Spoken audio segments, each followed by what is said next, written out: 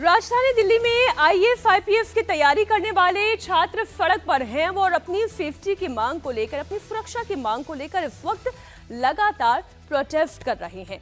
दिल्ली के ओल्ड राजेंद्र नगर इलाके में छात्र अनशन पर बैठे हैं। वो अपने साथी छात्र की मौत की सुप्रीम कोर्ट की निगरानी में जांच की मांग कर रहे हैं। उनका कहना यह है कि उन्हें एमसीडी पर भरोसा नहीं है। हालांकि छात्रों को लगातार मनाने का प्रयास किया जा रहा है। दिल्ली पुलिस के अधिकारी लगातार उनसे बातचीत कर रहे हैं, लेकिन छात्र हैं वो अपनी मांगों पर अड़े हुए हैं। दिल्ली में कोचिंग की बेसमेंट में 3 छात्रों की मौत पर एमसीडी ने अपनी एक रिपोर्ट तैयार करके दिल्ली सरकार को सौंप दी है। इस बात की जानकारी दिल्ली सरकार के मंत्री आतिशी ने दी। दिल्ली सरकार ने बताया कि एमसीडी ने अपनी रिपोर्ट में बेसमेंट में पानी भरने के लिए कोचिंग संस्थान को जिम्मेदार ठहराया। एमसीडी ने अपनी रिपोर्ट में बताया, कोचिंग संस्थानों के अतिक्रमण की वजह से जल जमाव हुआ और उसी की वजह से बेसमेंट में पानी भर गया। दूसरा ये कि बेसमेंट में कोचिंग या लाइब्रेरी चलाना अवैध था और कोचिंग वाले अवैध तरीके से इसे चला रहे थे। इस रिपोर्ट में यह भी कहा गया कि अतिक्रमण रोकने की जिम्मेदारी जूनियर इंजीनियर के पास थी। जूनियर इंजीनियर ये करने में नाकाम रहा, जिसकी वजह से जेई को बर्खास्त किया गया, जबकि असिस्टेंट इंजीनियर को सस्पेंड किया गया। 2 महत्वपूर्ण चीजें सामने आई इस एक्सीडेंट के पीछे। सबसे पहला,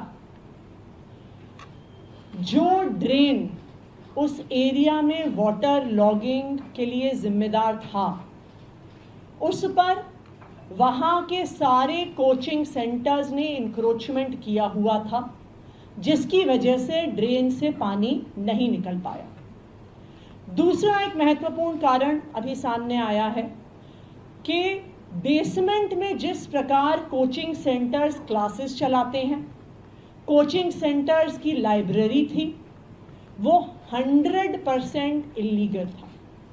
जो बिल्डिंग डिपार्टमेंट द्वारा इस कोचिंग सेंटर को परमिशन दी गई थी, उसमें बेसमेंट का प्रयोग सिर्फ और सिर्फ पार्किंग और स्टोरेज के लिए किया जा सकता था।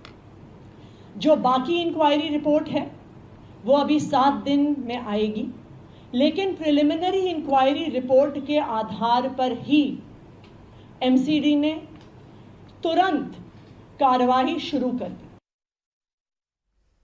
दिल्ली सरकार अब कोचिंग संस्थानों पर नकेल कसने की तैयारी कर रही है और दिल्ली सरकार ने आज इसका ऐलान किया।